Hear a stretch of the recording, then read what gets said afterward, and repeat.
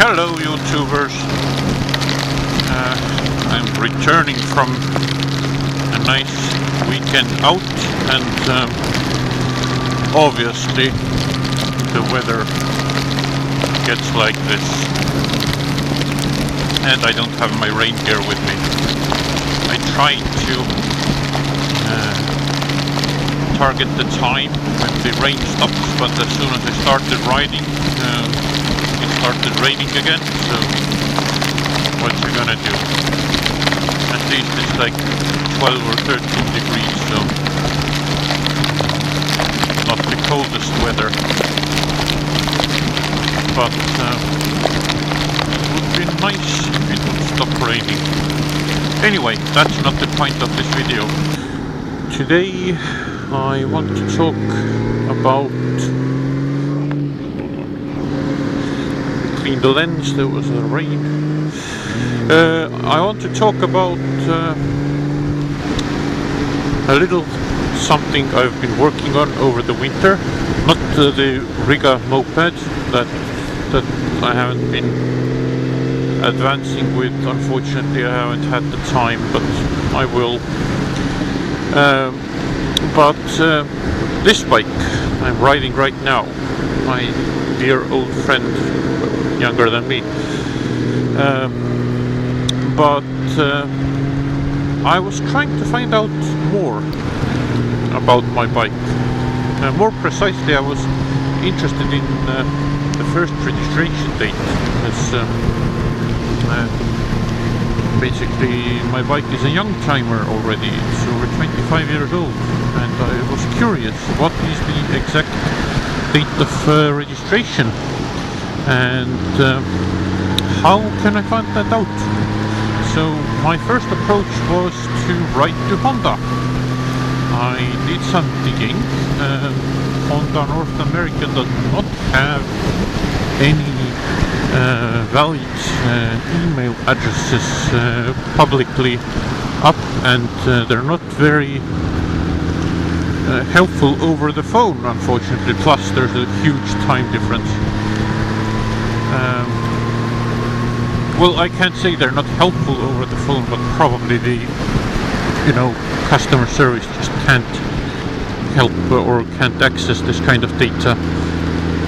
So I did some digging. I found direct email of an employee. I'm not going to name any name because it's in his direct email that I found very high in the rankings,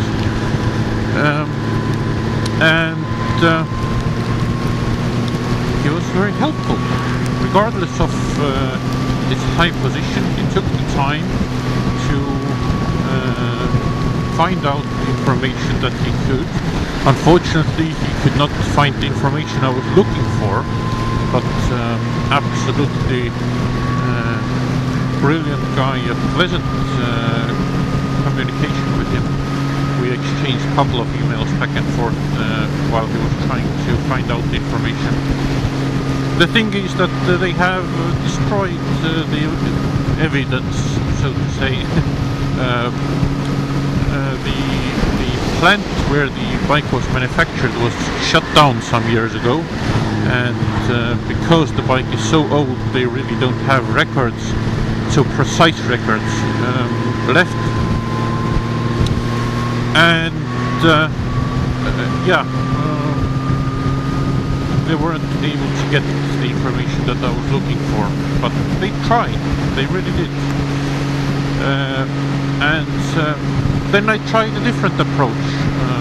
I contacted our vehicle registry and asked them, was this bike brought directly from United States, or was it like imported through another European country? And they replied that it was brought directly from Florida. So the next thing I did was to look up Florida's vehicle registry online, and they have a VIN search function there. I typed in the VIN number of this bike, and sure enough, it popped up. It said it had only one owner. It was written off after an accident, which was not surprising to me because I was sure that was the case. It doesn't have the original front fender. It's very common for vehicles to be brought in from America, American-made vehicles more precisely, after smaller accidents where it doesn't cost that much to restore the vehicle, but you can still get them cheap. So yeah, all that aside, one more thing that was interesting. I checked the mileage when it was written off. It was listed there, and the mileage when the vehicle was first registered in Estonia, and the difference was small. I think less than 10 miles. So like basically one test drive worth. So yeah, probably no gaps in the history of the bike, but they did not have the first registration date. They had the date when the bike was written off, but not the first registration. So I contacted the Florida's vehicle registry, whatever it was called, I can't recall right now, because it was already a couple of months since I dealt with this. And they said that, yeah, sure, fill out the form, we can get the information for you. The form they sent to me, it's clear, I know what to write there and all that, but the query is a paid service. Not big money, that's not the issue. The issue is the payment. They do not have an online payment. So I asked, would it be possible to send me an invoice? I will pay the invoice. You will wait till the money transfer arrives, and you will then process the query. But they did not want to do that. I asked them again, kindly, that considering that I'm on a different continent and all that, I cannot come to your office. Is there any other way we can do this? They said no. So basically, the only thing I could do is put some cash in an envelope with the form and send it to United States. I'm not worried, if the money or envelope is lost. It's only, I think, $5 or something. But the big but here, big hairy sweaty but, is that it's illegal to mail valid currency in Estonia. You could send out the Soviet ruble or, I don't know, French francs or something that's no longer used, but you cannot send a valid currency.